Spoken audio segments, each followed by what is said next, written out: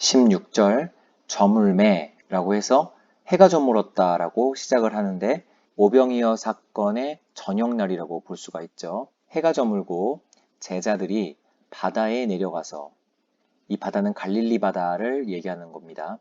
배를 타고 바다를 건너 가버나움으로 가는데 이미 어두웠고 예수는 아직 그들에게 오시지 아니하셨더니 17절에 이렇게 나오는데요. 그럼 예수님은 왜 제자들과 함께 있지 않을까요? 그 이유는 예수님을 억지로 붙들어서 임금으로 삼으려는 줄 아시고 혼자 산으로 떠나 기도하러 가시기 때문입니다. 그래서 제자들과 함께 있지 않는 예수님이셨고요.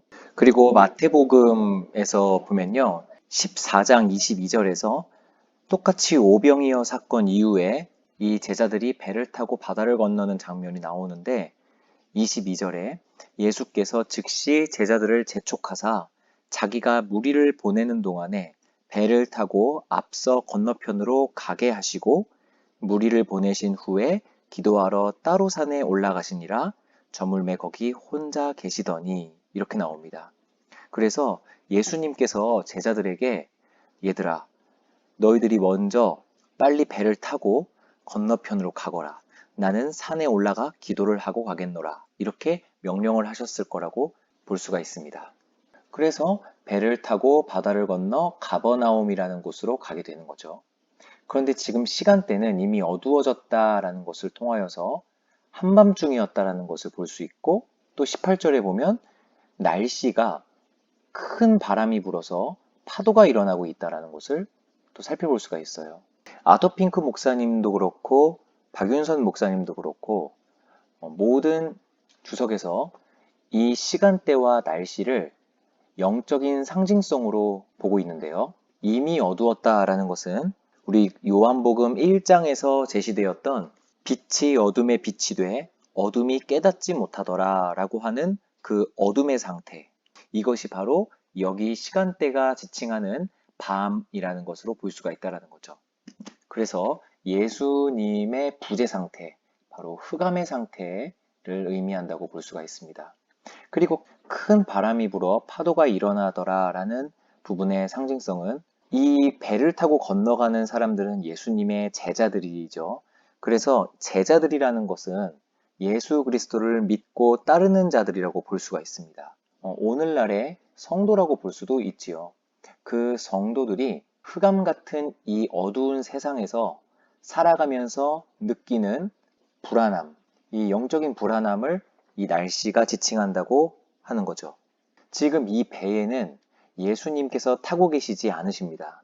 그래서 예수 그리스도의 부재를 느꼈을 때 우리 신자들은 불안함을 느낀다. 영적인 불안함을 이야기하는 거죠. 여기에서의 불안함을 육체적인 고난과 시련 때문에 느끼는 세속적인 불안함이라고 해석하시면 안 되고요.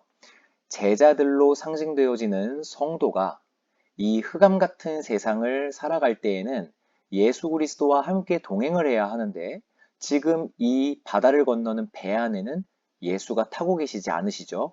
그래서 내 마음 속에 예수님의 부재가 있을 때 그때 느끼는 영적인 불안감을 의미한다는 것이죠. 그럼 이 제자들을 바로 우리들이라고 생각하면 되겠고요. 19절입니다. 이 제자들이 노를 저어서 10여리쯤을 갑니다. 이 큰 바람과 파도 때문에 깜깜한 바다 가운데에서 극도의 불안감을 느꼈었던 제자들. 근데 그 제자들이 하는 행동이란 열심히 노를 저어서 탈출하려는 행위적 노력이 여기에서 보여진다는 것입니다. 근데 이들이 간 거리는 10여리쯤이라고 나오는데요. 우리가 부르는 아리랑이라는 민요에서 보면 10리도 못 가서 발병 난다라는 가사가 있죠. 그 10리라는 것이 거리로 보자면 4km 정도 되는데요. 4km요. 뭐 빠른 걸음으로 간다면 한 3, 40분 정도 걸리는 거리겠죠. 4km 정도 열심히 노를 저어서 바람과 파도를 피해 가려고 한 제자들의 행위가 여기서 애틋하게 보여지고 있습니다. 하지만 어림없겠죠. 이들이 노를 젓는 행위는 그저 가만히 있을 수 없었기에 할 수밖에 없었던 처절한 몸부림에 지나지가 않습니다. 이러한 노를 젓는 행위가 이 바람과 파도를 극복할 수는 없었던 것이죠. 근데 그때 말도 안 되는 이제 일이 벌어지는데요. 예수님께서요, 바다 위로 걸어오십니다. 여기에서는 굉장한 상징성이 있는데요. 바다라는 것은 물이죠. 이 물의 상징성, 바로 저주를 의미하는 거였습니다. 심판이요. 이 물이라는 상징성은 세례를 우리가 공부할 때에 배운 적이 있는데요. 이 물이 가득한 곳이 이 바다 아니겠습니까? 이 바다의 파도가 넘실거리면서 이 제자들을 잡아삼키려고 한 장면은 우리들의 죄값인 사망이라는 것이 우리들을 집어삼키려는 모습을 생각나게 하고요. 하지만 이 심판과 저주와는 상관이 없는 하나님의 아들이신 예수님께서는 이 물 위로 당당하게 걸어오심으로써 자신의 신성을 완벽하게 드러내주고 계시는 장면이라고 볼 수가 있다는 것입니다. 다시 말씀드리면 우리 인간은 죄인이기 때문에 모두 다 그 물이라는 것에 잠겨서 죽을 수밖에 없는 존재들이에요. 하지만 그 죄와는 상관없고 그러므로 심판과는 상관이 없는 이 예수님께서는 이 물 속에 잠기지 않으시고 그 물 위에 당당히 서서 이 제자들이 탄 배 가까이 걸어오시는 장면이라는 것이죠. 바로 요한복음이라는 복음서의 목적인 예수 그리스도의 신성성, 그 목적에 부합하는 완벽한 장면이라고 볼 수가 있습니다. 요한복음 5장 27절 또 인자됨으로 말미암아 심판하는 권한을 주셨느니라.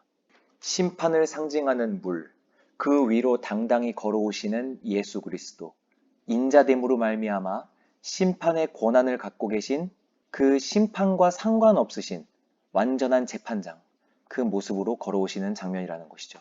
그런데 이 제자들이 그도 그럴 것이 물 위로 당당히 걸어오시는 예수를 보고 두려워하고 있습니다.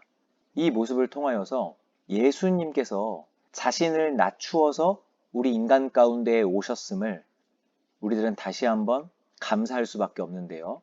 만약에 예수님께서 하늘의 영광을 버리지 않으시고 그 영광을 그대로 입고 우리들을 구원하겠답시고 내려오셨다면 우리들은 예수님을 영접할 수 없었을 겁니다. 왜냐하면 그 어마어마한 카리스마와 본질적으로 다른 그 위엄 앞에서 우리들은 그저 두려워 떨 수밖에 없다라는 것이죠. 모두 물속에 잠길 수밖에 없는 우리 인간들이 그 심판과는 아예 상관없으신 그 창조자께서 우리 곁으로 내려오셨다면 우리들은 예수님을 영접하고 감사하고 경배하기는커녕 그저 두려워가지고 납작 엎드려 우리의 눈을 질끈 감을 수밖에는 없을 겁니다. 하나님께서 당신의 아들을 우리에게 보내주실 때 우리 인간의 모습을 입혀서 우리와 같은 모습으로 모든 영광 버리고 내려주신 그 은혜가 여기에서 살펴볼 수가 있다는 것이죠. 그렇게 몇 개월 동안 교제했었던 그 예수님,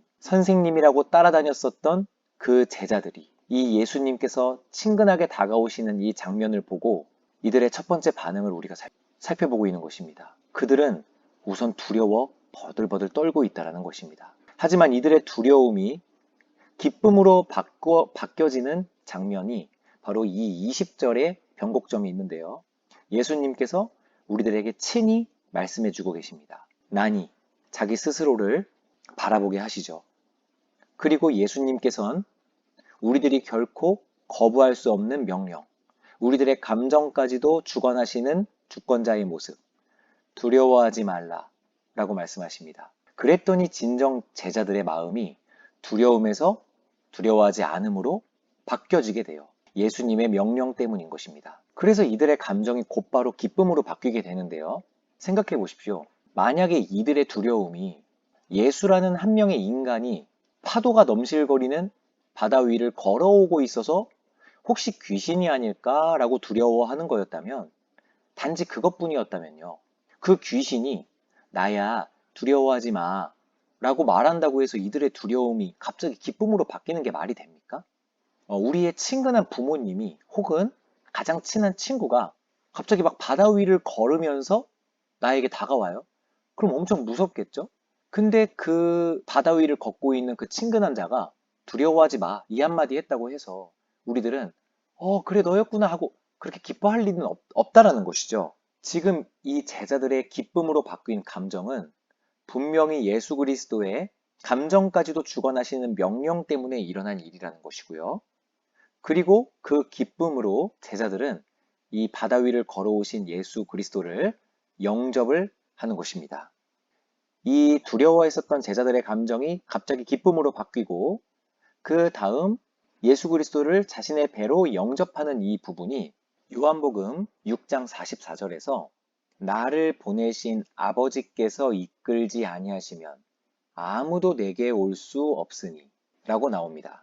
그리고 65절에 보면은 내 아버지께서 오게 하여 주지 아니하시면 누구도 내게 올 수 없다 하였노라 라고 또 말씀하세요. 똑같은 메시지죠.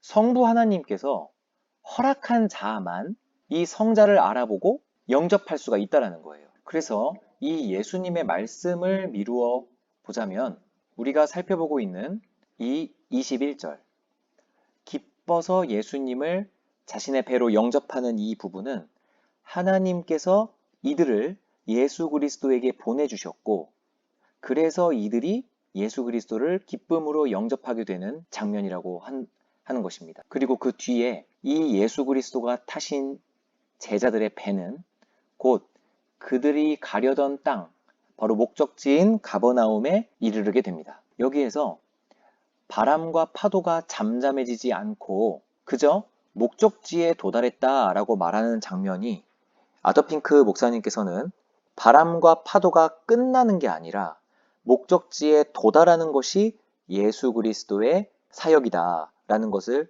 또 해설해 주십니다. 그렇습니다. 바람과 파도, 이것이 잠잠해졌다. 이런 메시지가 아예 이 요한복음 이 본문에는 적혀져 있지 않다라는 것이죠. 아까 이 부분을 성도가 예수 그리스도를 믿지만 이 흑암 가운데 살면서 느끼는 불안함, 괴로움 이런 것들이라고 상징했었죠. 하지만 그러한 불안함이 싹 가셔진다. 즉 다시 말하면 이 어두운 세상 가운데, 이 죄 가운데 살아가면서 신자들은 예수를 믿는다고 해서 그 괴로움이 사라지고 마치 정신과 약을 먹은 것처럼 모든 괴로움과 우울함에서 벗어나게 되는 그런 감정의 행복을 약속하지 않아요. 신자들은 예수 그리스도를 믿는다 하더라도 큰 바람과 파도가 여전히 일어날 수가 있습니다. 하지만 예수님께서 나라는 배에 타주신다면 우리는 두려움에서 기쁨으로 우리의 상태는 바뀌게 되겠죠. 객관적인 우리의 환경은 여전히 바람과 파도가 일어난다 할지라도 말입니다. 그리고 그 가운데에서도 우리들은 예수 그리스도와 함께 있다라는 것으로 기뻐하고 그리고 그 그리스도께서 우리들이 가려는 땅, 바로 천국으로 우리를 인도해 주시는 장면이라고 볼 수가 있다는 것입니다.